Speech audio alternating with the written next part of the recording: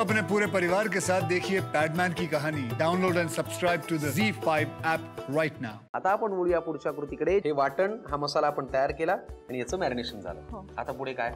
आता तेल घ्यायचं। बर बघा, बस बस तेल गरम होईपर्यंत सांगा। जेव्हा पहिल्यांदा चुली समोर गेलात कसं वाटलं? पहिल्यांदा चुली समोर, त्यावेळेस आता चुलीची सवय नव्हती। बरोबर। आणि पहिल्यांदा ज्यावेळेस मी चुली समोर, डोळ्याची आग, तो धूर, चूल पेटवायची कशी हे सुद्धा माहिती नव्हतं। आणि म्हणजे खूप म्हणजे अवघड गेलं पहिले मला। सुरुवातीचे 8-10 दिवस तरी खूप अवघड गेले। बर, ती फुकणी वगैरे हो मजा आली असेल ना खूप? हो, खूप मजा आली। म्हणजे सगळं शिकावं लागलं त्या सुद्धा गोष्टी। बरोबर। तेल गरम झालंय, पुढे आता आपल्याला तमालपत्र घ्यायचं। बर,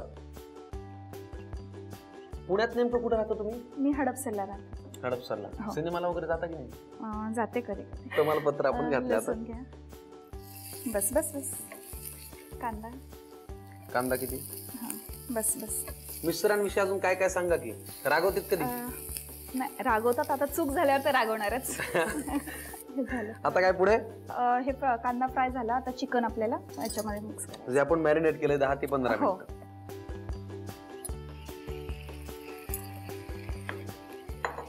मला वाटतं हे व्यवस्थित परतून झालेलं आहे। हो झालेलं आहे। आता आपल्याला जो आपण गरम मसाला केला होता तो गरम मसाला आपल्याला याच्यामध्ये टाकायचा आहे। बरं, किती टाकायचं तुम्ही सांगा? 2-3 चमचे टाका। आता याच्यामध्ये आपल्याला कांदा आणि खोबऱ्याचं जो आपण वाटण बनवलं होतं ते घालायचं। घालू का सगळं? हो। तर मसाला टाका। कुठला मसाला टाकू? आपला घरगुती मसाला जो आहे। बरं, मसाला टाकून झाला आपला। आता बेडगी मिरची पावडर घ्या, ती 1 चमचा टाका। पाणी लागेल आपल्याला। लई झन्नाटेदार झालेलं आहे बाबा। आता आपण याच्यावरती आता याला एक वाफ आणू। वाफ आल्यानंतर आपल्याला पुढची कृती करायची। तोपर्यंत गप्पा हाणू।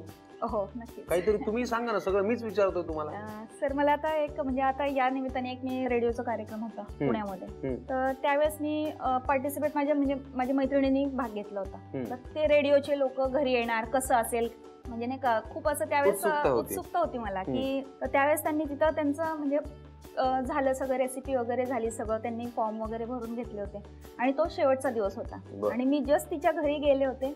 मी चौकशी केली, मला इंटरेस्ट होता। मी म्हटलं मी भाग घेऊ शकते का? आता शेवटचा दिवस म्हटलं मी एकतर पहिलं म्हणजे नाही का त्याला SMS द्वारे आपल्याला ऍप्लिकेशन करावे लागते। मग मी तिथं लगेच रिक्वेस्ट करून मी फॉर्म भरायला सांगितलं त्यांना।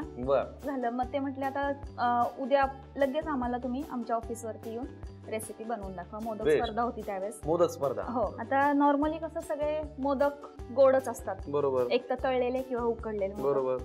आणि मग मी म्हटलं आता मोदक आपल्याला काहीतरी वेगळं करून दाखवायचं। मी मिक्स व्हेज मोदक बनवले। बरं, वा वा वा। आणि दुसरे अजून एक प्रकारचे तिरंगा मोदक केले।